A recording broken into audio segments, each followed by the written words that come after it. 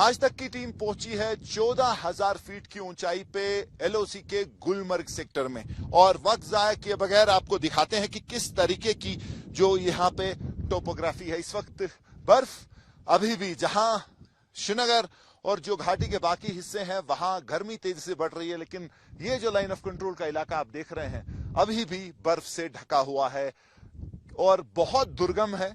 यहां से अगर आप बात करें तो सेना की जो पोस्ट हैं ये सब तरफ हैं, यहां से आपको दिखेंगी नहीं, लेकिन इतनी मुश्किल ऊंचाइयां जो बर्फ से ढकी हुई हैं, बहुत मुश्किल है वहां रहना, लेकिन वहां सेना जो है तैनात है और 24 घंटे निगरानी जो है रख रही है। आजकल हालात जो है काफी टेंस है लाइन ऑफ कंट्रोल पे और हर रोज जो है फायरिंग की रिपोर्ट्स आ रही हैं, एक्सचेंज ऑफ फायर हो रहा है कई सारी पोस्ट पे, कई सारे सेक्टर्स में। और गुलमर्ग सेक्टर की बात करें तो यहां भी काफी ज्यादा सेना की डिप्लॉयमेंट की गई है, पेट्रोलिंग हो रही है और जगह जगह पे जो सुरक्षा बलों की तैनाती है। लेकिन यहाँ पे आप देख सकते हैं कि किस तरीके की जो बोल्डर हैं, कैसे जो पत्थर के पहाड़ हैं और ऐसे ही बोल्डर जो है, जो मुजफ्फर को कहूंगा आपको दिखाएगा। ये जो पथरीला आप देख रहे हैं पूरा ये टेरेन है, यही इन्हीं पे जो है जो घुसपैठिए होते हैं वो इन्हीं का ढाल लेके सुरक्षा बलों को एंगेज करते हैं। ऐसे ही पत्थरों में छुप के जो है वो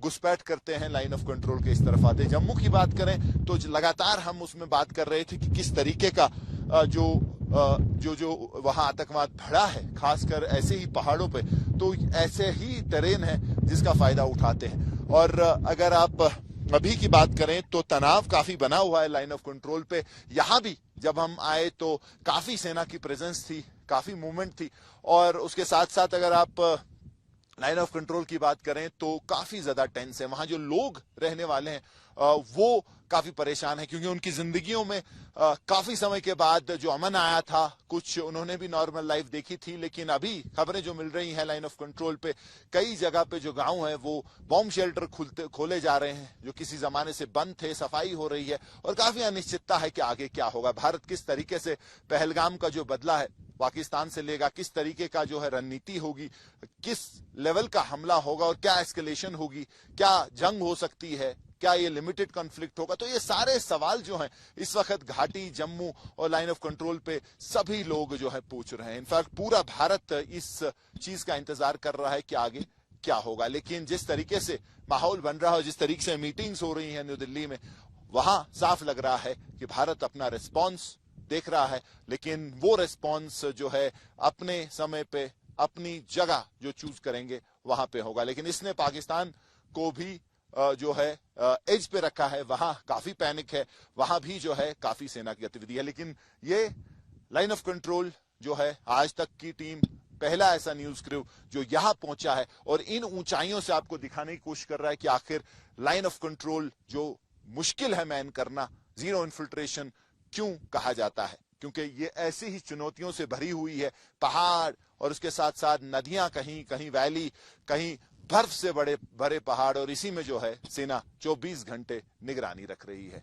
गुलमर्ग लाइन ऑफ कंट्रोल का इलाका भी काफी ज्यादा संवेदनशील है। गुलमर्ग की बात करें तो एक बहुत लंबा लाइन ऑफ कंट्रोल यहां से भी चलता है, चाहे बोटपथरी की तरफ आप जाएं या अफरवट के आगे जो है पहाड़ियों पे कई सारे सेना के पोस्ट हैं और सभी जो हैं अलर्ट पे हैं। इस वक्त हमारे साथ खटाना साहब हैं जो कि 45 साल से यहाँ सर्विस प्रोवाइडर का काम कर रहे हैं, गुलमर्ग के चप्पे चप्पे से वाकिफ हैं, एलओसी पे भी इन्होंने काम किया। खटाना साहब, शुक्रिया हमारे से बात करने के लिए। सबसे पहले आपसे पूछेंगे कि जो ये गुलमर्ग है, अगर यहाँ की एलओसी की बात करें तो कहाँ कहाँ से फैला हुआ है? एलओसी स्टार्ट होता है यहाँ से, आरपी गेट से आगे पूरा ये एलओसी एरिया है, तो यहाँ से उड़ी सेक्टर पड़ता है और ये जो पीर पंजाल का रेंज है ये पूरा जो है आफरबट है, आफरबट से ही अपनी बॉर्डर स्टार्ट हो जाती है और यहाँ से रहा तो जमिया गली वगैरह, पुंछ रजौरी, वो ये इस साइड में पड़ता है। ये मतलब बीच का इलाका, यहाँ इधर से भी है, उड़ी है, यहाँ से तरफ से इसको बॉर्डर है। तो यहाँ से कितना करीब, सबसे नजदीक कहाँ से है? और सबसे पहला अपना एलओसी है ये आफरबट और उसके बाद है बूटा लियन, जिसको आशा कहते हैं, आशा से स्टार्ट हो जाता है। जी सर। तो यहाँ की अगर एलओसी की बात करें तो जो सेना है उसको वहां की तरफ ऊंचाई पे है ज्यादा, यहाँ से ऊंचाई पर है, फौज हर जगह ऊंचाई पर। हमारी जो फौज है इंडिया की, ये हर जगह ऊंचाई पर।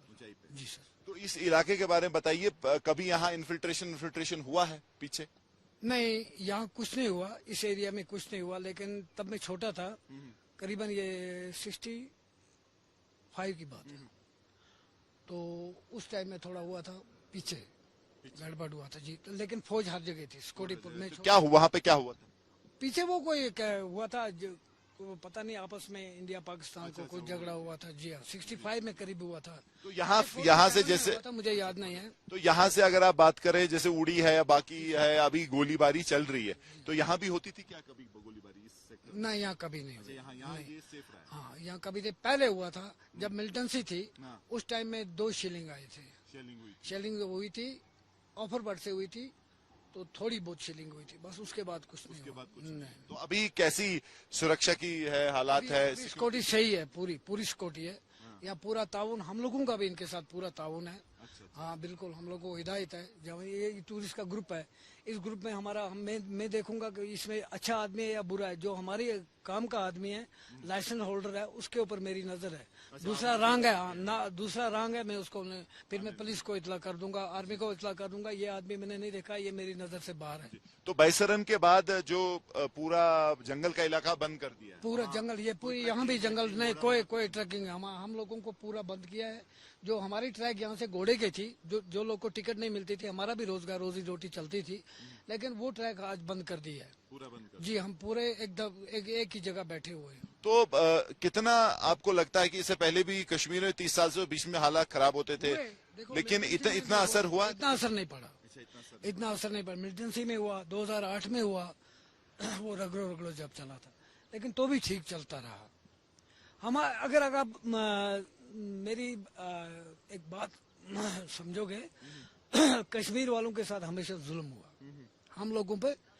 देखो, पहले मैं टंगमर्ग से घोड़ा चलाता था, खिलनमर्ग से लास्ट जाता था टंगमर्ग, 3.5 रुपए मिलते थे, तब मैं छोटा था। उसके बाद आहिस्ता आहिस्ता फिर ये चेयर लिफ्ट बनी, ये 1 किलोमीटर की राइड है। फिर ये गंडोला जब बना, तो गंडोला में फारूक साहब उस टाइम मिनिस्टर थे। फारूक साहब ने कहा आप लोगों का शेयर रहेगा इसमें, आप लोगों को इसमें शेयरिंग रहेगी। बाद में ऐसा हुआ कि हम लोगों का मुलाजम कोई नहीं लगा, यानी सपोज हमारे एरिया का या हमारे यहाँ गुलमर्ग का कोई, अगर मैं चलो घोड़ा चलाता था, मैं अनपढ़ था, मैंने बच्चा पढ़ाया था, मेहनत की थी, भीख मांगी थी, उसके लिए भी कोई जॉब नहीं था, किसी आदमी को कोई जॉब नहीं मिला।